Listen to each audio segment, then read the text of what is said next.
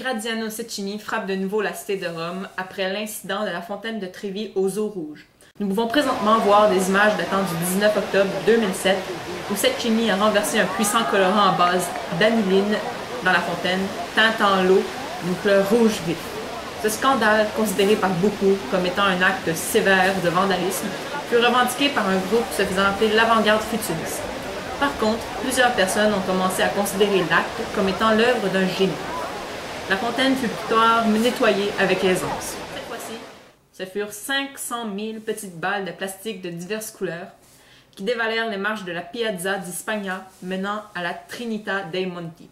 Retrouvons Rose la Violette sur place à Rome, sur les lieux de l'événement. Rose, à vous. Merci Amélie. Je suis donc présentement à Rome, en Italie, sur la Piazza di Spagna, où 500 000 petites boules de plastique ont été déversées dans l'escalier. Plusieurs passants se sont arrêtés pour ramasser les petites boules et aujourd'hui même, elles sont en vente sur eBay. Suite aux accusations d'une vieille dame qui lui reprochait d'avoir sali la place publique, voici ce que Cecchini a rétorqué. Ma protestation a pris pour cible le problème des ordures à Rome. Par exemple, à Tor Bella Monaca, les ordures n'ont pas été ramassées pour 20 jours. Ici, je suis sûre que le maire fera ramasser ces petites boules en 1 heure. Finalement, tout est bien qui finit bien et les petites boules de plastique ont été ramassées en moins de 2 heures. Madame, quel est votre nom? Ariane Gérard. Quelle est votre opinion sur l'événement qui vient tout juste de se produire à la Piazza di Spagna? Mais moi, j'ai trouvé que c'était quelque chose de très original. Tu sais, ça a vraiment diverti mes vacances à Rome, qui aurait été très intéressante, mais sans événement fort, je dirais. Fait que moi, j'ai vraiment aimé voir ça, puis je pense que c'est une belle chose à faire pour essayer d'attirer l'attention et de critiquer un aspect de la société. Moi, je travaille au restaurant qui est juste en arrière, puis d'après moi, je trouve que c'est vraiment une bonne façon d'attirer des gens parce qu'une fois qu'ils ont vu tout ça, ils veulent venir manger chez nous, donc c'est vraiment une bonne façon d'attirer l'attention. Nous voyons bien que les citoyens ont été enchantés par l'idée de Graziano Cecchini. À vous, Amélie. Merci Rose. Je suis maintenant en présence d'Alice Carroll, une jeune étudiante en art ayant fait des recherches sur Giacomo della Porta, l'architecte responsable de la construction de l'église de la Trinità dei Monti. Bonjour mademoiselle Carroll. Bonjour, vous allez bien? Oui, merci. Eh bien, que pouvez-vous nous dire sur cet architecte en particulier? Tout d'abord, il a construit l'église de Gesù, qui a débuté en 1564. Et son premier architecte, qui était Giacomo Barotti, est mort en plein milieu de la construction en 1573. Donc, Giacomo della Porta a pris le relais et a terminé la construction de l'église en 1584. C'est une église de style architectural baroque qui a inspiré beaucoup d'autres églises depuis sa construction.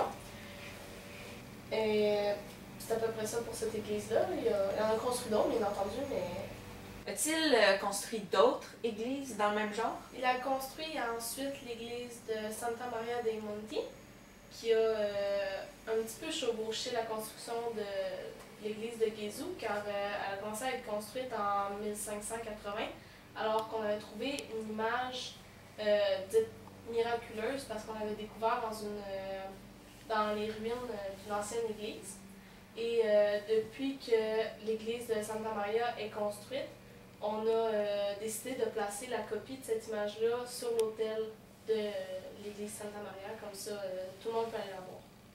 C'est un gros symbole à Rome. Tout ça est très intéressant. Mais ce n'est pas tout. Il a aussi construit l'église Santissimo Crocifisso en 62, pardon. L'église a tout d'abord été construite pour accueillir la confraternité de Saint-Sacrement, qui se tenait jusqu'alors à l'église Saint-Marcel à Le Corso. L'église, par contre, a été victime d'un incendie en 1519 et on a sauvé miraculeusement un crucifix en bois de l'église.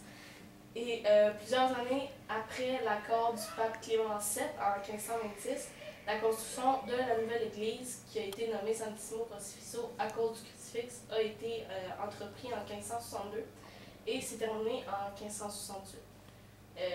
Le crucifix qu'ils ont sauvé en 1519, ils l'ont aussi installés sur l'autel de l'église, comme pour la peinture de l'église Santa Maria. Eh bien, tout ça était très intéressant. Je vous remercie, Mademoiselle Carroll, pour cette très belle entrevue. Ça m'a fait plaisir. Après la pause, un nouveau diagnostic sur l'apopatodiaphyllatophobie.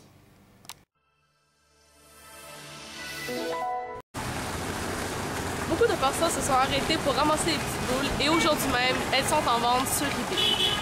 Une personne en... Trop la coche! Ta gueule!